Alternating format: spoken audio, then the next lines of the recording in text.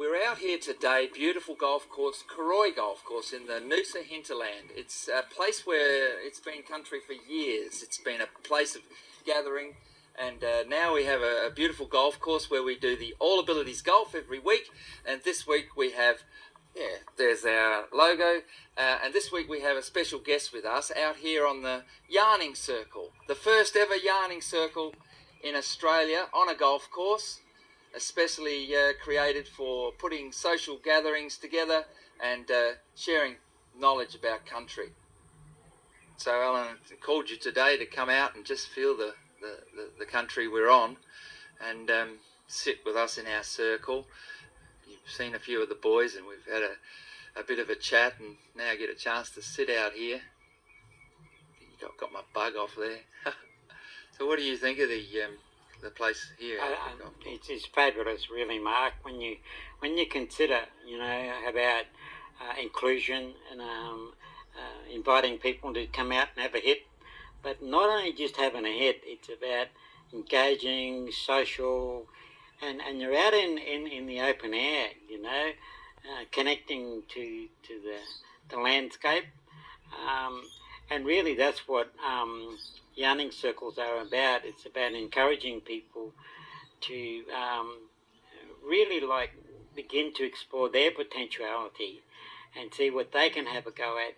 And we were whacking the balls before, and some were like, didn't go terribly far, but who cares? At the end of the day, they're having a go, and for someone to have a go is oftentimes the very first step to really exploring what you can do, what you can achieve, what you can be part of. And so what you're doing with this All Abilities Golf, with the blessing of the Koroi Golf Club, these people here are really opening up the golf club so that folk like those you're encouraging to be here can actually come and have a bit of fun, but really see how they can continue on. And who knows, someone could really develop a good swing and think, well, I can take this to another level. So with your encouragement, with the blessing of the Koroi Golf Club, all kinds of possibilities are actually possible. That's a gorgeous truth. And just with the origins of Yarning Circle, this here was the first one ever put on the golf course. We put one here, we made a ceremony with it, and the people were sitting here in circle and talking to each other. We'd like your feeling on those yarning circles, their original uses. Yarning circle, what was it used for? Well, obviously, when you talk about a yarning circle, it's a place to have a yarn. But it's not just empty talk. It's about looking into the landscape and seeing trees. And back when we were back in town, there was a quandong tree, and we found the quandong berry. And so people would be more aware of what grew in the landscape. And we would talk about bush medicine, we would talk about bush tucker, and we could talk about how we can all be part of that, and how you gather resource from the land, and then you've got to make it nice to eat. And so, and so that's what yarning circles are. That's it. Because some bush foods, if you eat it straight from the tree, it can make a bit crook. So you've got to be able to maybe put it in water for a couple of weeks or whatever to take some toxins or things that aren't so good out, and then you begin to prepare. And in this area there was a massive gathering called the Bunya Gathering, and we're going to have one soon at Uinmatic Dam. And so people would walk all through this land here, from up that way, from over that way, from over that way, and come through. And when they came through country, people would say, hey, where's your mob from? And if you're sitting in the yarning circle, you'd say, come on and join us, Mm-hmm. So people would come and sit in the circle, and hey, where's your mob from? And they would tell them their name and their mob and say, oh, yeah, okay. So your cousin was married to my auntie's sister, so that makes you, and connect you up. And connect you up. So then you're not excluded, you're actually included in the circle. That's inclusion so important, and in that way people would share their knowledge and pass it on to others and other intergenerational knowledge. Because the people that came from over there might not have the same food that's here. So you say, hey, what's that tucker there? And you explain, oh, how do you eat that one? Oh, well, you got to do this, you got to do that. And so that knowledge would then be shared. So whenever they came to again, I remember. And in these times, it's a new opportunity for us to gather in circle and bring our truth. And for the application of this yarning circle, we thought today we could get some sharing going, and with the one mob theme. And about one mob and yarning circle, tell us some more about that.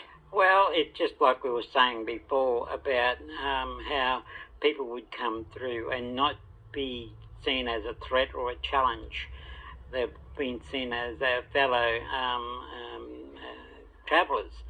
And so we invite people to come into the circle. And when you invite people to come into the circle, they are included in that. And so when you feel like you can be included, then you have a sense of belonging. And that's the big thing that's missing these days, is that people don't seem like they can fit in. And if you've got special abilities, sometimes that's a bit more of a challenge, you know. And so by inviting people to come into the circle and to be able to feel like they can be part of the circle, that gives them confidence, gives them a sense of belonging.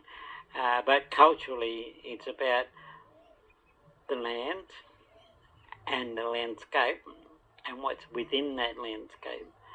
And so we look at paperbark trees, and when the paperbark comes out in flower, the red flowers, you know that over in the ocean there's mullet swimming in the ocean.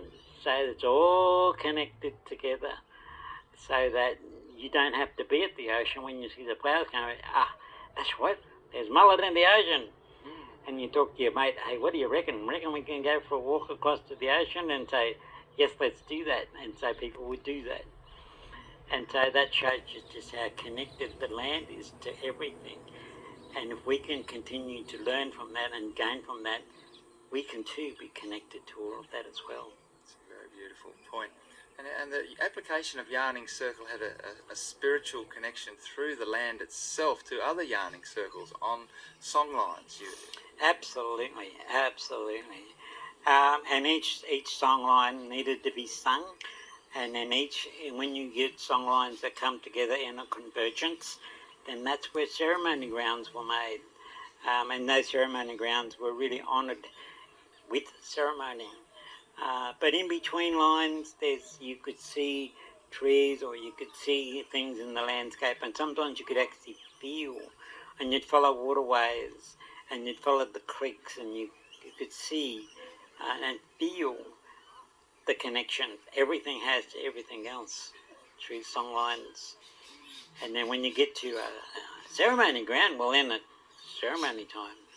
Yeah, and that regarding ceremony, the passing on of the spiritual knowledge, you've been part of that in recent times at Uluru, with the people changing the arrangements for climbing Uluru. Absolutely, Mark. And you know, that was a big step for the Anangu people, because it really heralds a conviction that would say, you can come and visit, but please don't climb. And so they offered that, and people still chose to climb. So then they had to sort of say, well, we're going to have to actually stop it. And so they did. And you know, the energy of that land was able to breathe again, and breathe in a freer way. And so those people who now go to Uluru go there for the right reasons, and they can walk around the whole 8.5 kilometres of Uluru and connect to all the energies all the way around, and still feel okay, actually be energised in that way. You were saying earlier, just about regarding the energised aspect of Uluru being its belly, the navel, the centre. That's right. And the song lines energies that flow out of Uluru. Absolutely. And I'm wearing the shirt today. Oh. It's called #respect. I chose not to climb. And this was a shirt that was actually gifted to me by the Anangu community of Mutijulu. I asked for one and there wasn't available, but they found one and posted it out to me. So how good is that? You know, Yeah. hashtag respect. Beautiful. And so really and truly, that's the whole of what we're wanting to do here, is to show respect, not only to the land, but to each other.